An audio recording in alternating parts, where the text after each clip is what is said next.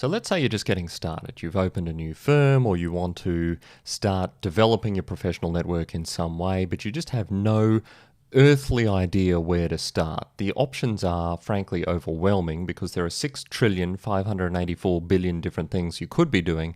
The question is, what is a good place to start at, and where can you put some energy that hopefully will start having a bit of traction fairly quickly? My name is Chris Hargraves. This is Digital Marketing Mastery for Lawyers, and this and other things that are excellent you can find at digitalmarketingforlawyers.com, which is where I hang out, I guess, which sounds way more nerdy than what it actually is. But that's what we're going to talk about today. Where to start? With all the overwhelming number of options, what would I be doing if I was going to start from scratch? Would I be doing a blog? Would I be making videos? Would I be podcasting? What would I do? And if you have spoken to me at length, you will know that I am a big fan of content production. So there's a good chance it's going to involve some sort of content. And you might think that what I'm about to say is that you should start blogging because it follows those sort of ordinary principles, that you own the content because it's on your home territory. It gives you an opportunity to sort of develop your writing skills and to express your expertise and all that sort of stuff. But I don't think that is where you should start for a number of reasons. The first one being, most people who start by trying to blog have enormous difficulty developing the habit of writing articles regularly and consistently. And as I've mentioned before, many people really struggle to actually write articles that are any good. And so over the maybe 6 to 12 months or more, it might take you to actually develop a blogging habit that works, bearing in mind at some point I read something saying that the average success sort of time frame for a blog is about 2 to 3 years. So maybe I'm even lowballing it there. But let's say you don't want to do that. You want to have traction a bit sooner and you don't necessarily want to spend 10 hours a week writing blog posts. I think that's a perfectly fair concern to have. And so what I'm going to suggest is that rather than getting into long form content of any kind, you should be looking at micro content. Now, what do I mean?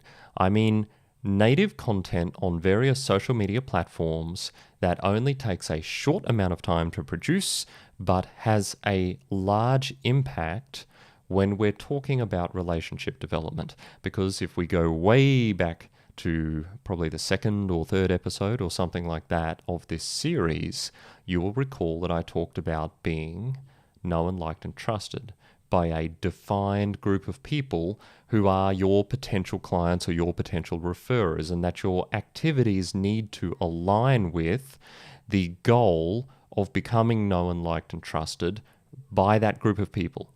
By far the best way you can do that with less time but more personality is going to be through social media, and it's going to be through micro content. So what do I mean? I mean those 2 to 3 paragraph thought bubbles that you see on LinkedIn. I mean those images that you can create for free on Pablo or Canva or one of the many, many, many image creation softwares that are now available. And it will take you 30 seconds. You can cut and paste other people's quotes if you want to. I mean comments on people's articles. I've spoken about that before. I mean searching Instagram for related hashtags and engaging with people on their posts. This is the kind of relationship development stuff. This isn't necessarily expertise development. This is relationship development, because in the relationship is the foundation of the trust and the likability that you are going to have propelling you forward, so that maybe when you start writing articles or doing a podcast or whatever, you have a larger and more engaged group of people who already know you and already get your stuff. So they might have a reason then to tune in to what you're otherwise doing. So if I was starting from scratch, that is what I would do. I would do micro content. I would try and do it in such a way that I could do it regularly, multiple times a day throughout the course of the day, whether I queued it up using an automation software or otherwise doesn't really matter.